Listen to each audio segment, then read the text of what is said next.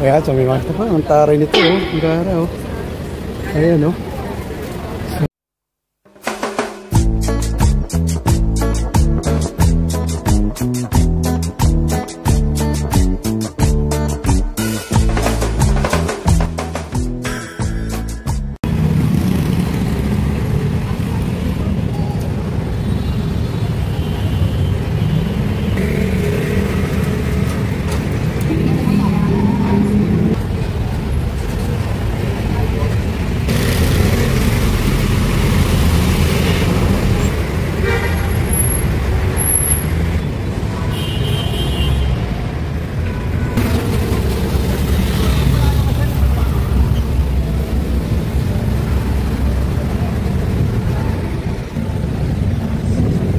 Ayan, welcome back to my channel mga kablog. Nandito tayo sa Ongpin Street mga kablog. So, ayan, ikot-ikot na lang tayo dito. Actually, last time nandito rin po tayo.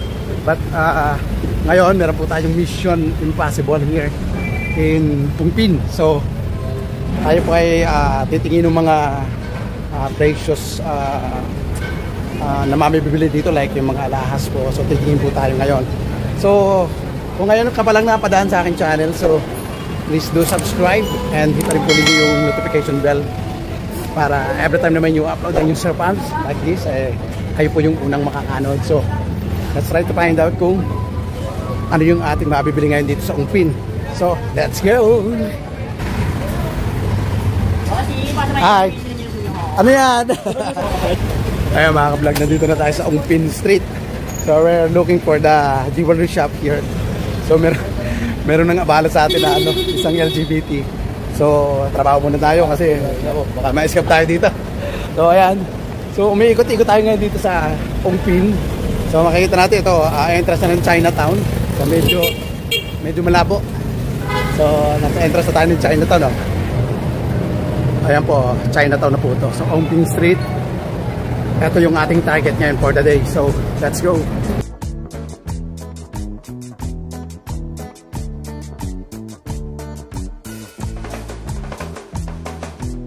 Vlog, medyo mainit kasi hapon po ngayon dito. So ngayon, ikot-ikot tayo dito sa may Ongpin. Ito po yung pinaka main road ng Ongpin. Ayan, so may mga pa, ang taray nito, oh. Ayan, oh. So merong here.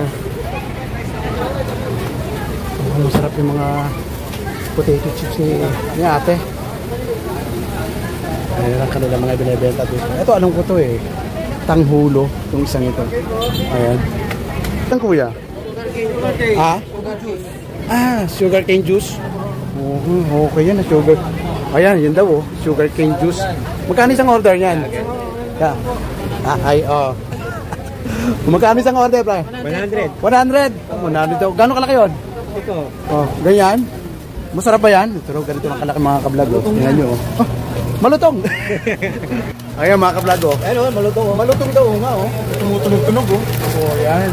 Ayan, ang gara. Tapos ayun, mag-extract yung juice here. So how many sugar cane na pieces? Per isang gano'n? Depende how many pieces ng sugar cane? Depende po sa laki. Depende sa laki? Katulad ng ganito kalaki. Kaya ni kuya yung Yung malutong. Parang malutong daw. Nagulat naman ako kasi malutong daw mga kablog. Ayan. Ito yung juice nila mga kablog. Tingnan nyo po. Tapos may kasama ng ice para pagbagsak doon, malamig na agad siya. Yummy. Yum yum yum. Ayan si ma'am. Ma'am, Chinese ka ba? Oh, hindi halata. Ganawa. Okay, tama lang yan, ma'am. Ayan. Tama mo yan. Sama ako sa iyo, ma'am. Oh, may kulong lang. Ayan, mga kablog, dumami na yung bumibili dito. So, eto yun. How to make sugar cane juice. Ayan, dinodoble-doble na ni kuya. Ganyan malutong daw yan, oh. Ang gara nung kanilang Tumulong yan, tumutulong. And then, the juice here, ayun, no? Dire-diretso doon sa parang ano yun? Ano ba yan? Alunod?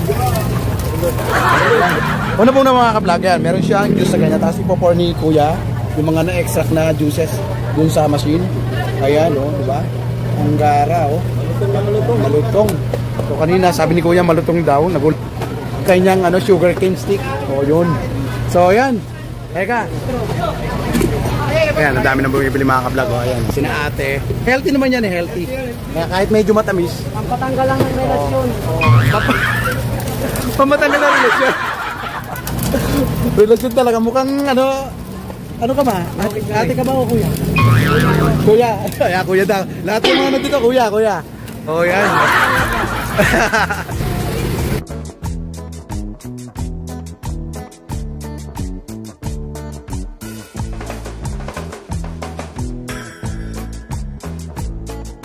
Nagawa yung sugar cane juice dito sa Unpin. Unpin Street po ito dito sa Chinatown. Ito po yung Ayan o.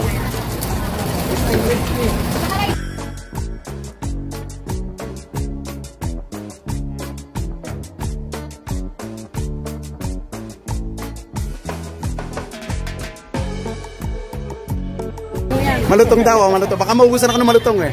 Ayan mga ka-vlog oh. Isinalang na ni Kuya Malutong yung sugar cane. O yan o. Tapos ayan, tapos po, doon po bumabagsak sa yung extract na juice. O sa alulod. Tama-tama, tagulan ngayon. Ayan, tapos sinalan ni Kuya dito sa ayun o. Tinakpan ni Kuya uli. Nilagyan pa ng straw. Ayan, uy, ang ganda nung Ayan, wonky raw o. Ayan. Plastic yan mga ka-vlog oh. Tingnan nyo oh. Shoot. Ayun, for take out natin kasi doon natin inumin sa restaurant. Salamat sa inyo Okay, titikman natin tong inyong wonky sugar cane juice. Ito mga po mga ka-vlog yan. Ayan. Ayan. Mga ka-vlog, ayan. Nag-take out tayo ng sugar cane juice. Medyo traffic po dito ngayon. Actually ngayon, regular days po dito. Pero traffic lagi dito eh. Yung film. Ayan, yung mga dragon signage here. So, alam natin nasa Chinatown tayo. Kasi maraming Chinese character na na naka-display here.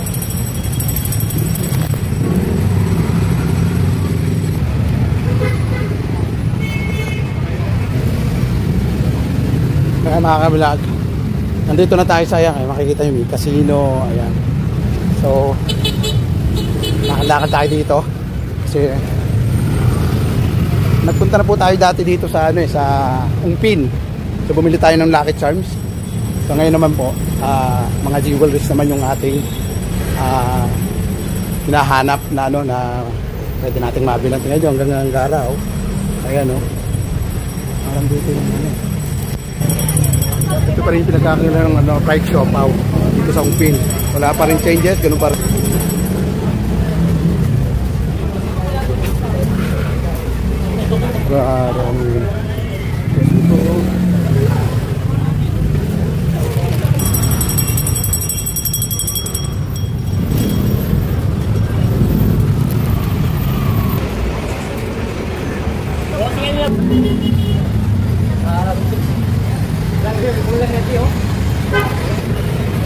Kaya mga ka-vlog, nagutom na po tayo. So, hanap po tayo ng makakainan na Jollibee. Yung Jollibee dito, sarado na yata Sigurado Jollibee.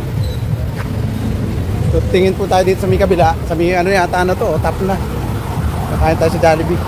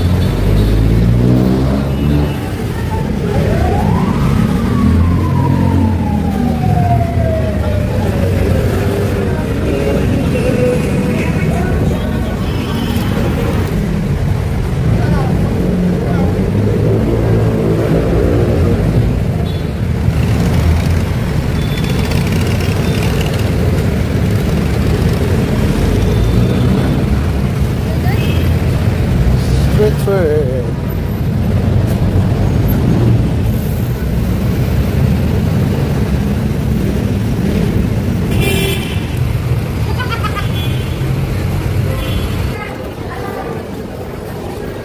Nokia ramen. Ayan. Kain tayo sa Jollibee. I found you, Jollibee.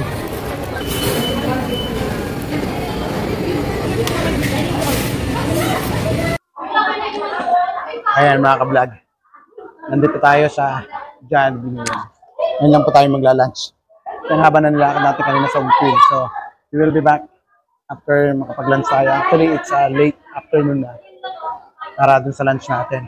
Ayan mga ka-vlog yung ating food for today.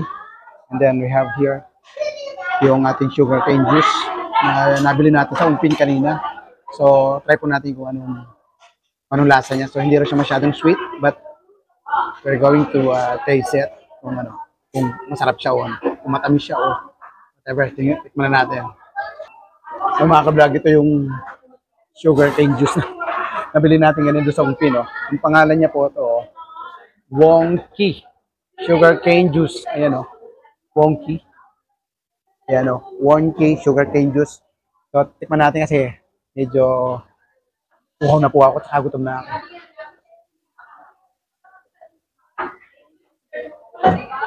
Hindi siya masyadong matamis. So, yung mga diabetic dyan, pwede po ito. Meron daw itong health benefit. So, yung mga diabetic, pwede pong meron po nito kasi hindi siya masyadong matamis. Saka very refreshing. This one is worth mga 100 pesos po itong ganitong kalaking sugar cane juice na. Ito, parang ang ganda ng kanilang cup. Merong kung ayaw mo ng straw, kung ayaw mo nito, straw. So meron siyang sip. Ayun pwede ka diyang uminom. Ayan di ba? Tapos may takip para hindi matapon. Di ba ang taray? Ang gara. So nagpunsual po tayo dito nasa Isitan po tayo ngayon kasi wala akong makitang ibang Jollibee here around sa location. So dito po tayo napunta sa Isitan. So kain na po tayo ng Jollibee natin. Hindi siya masyadong matamis. Mga kalabang, kain na po tayo. Pugutom na po talaga ako kasi kahit ito kanina doon sa may Ongpil, naghahanap ako ng mabibila ng kapababa tayo ng something special. At later on, i-reveal ko sa inyo kung yung pagkagawa natin. So for the meantime, medyo nagutom po ako. Umikot-ikot po tayo. Dito po tayo napadpad sa Isitan. Jollibee Isitan. Kain tayo ito.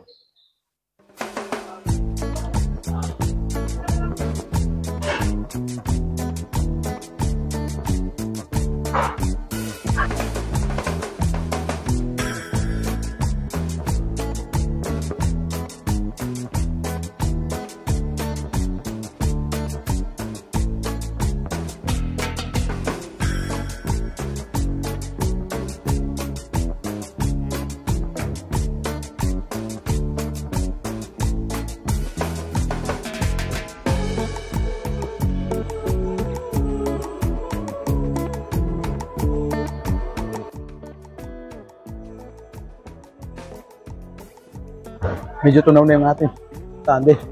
Kaya tagal natin bago makain ng sundae.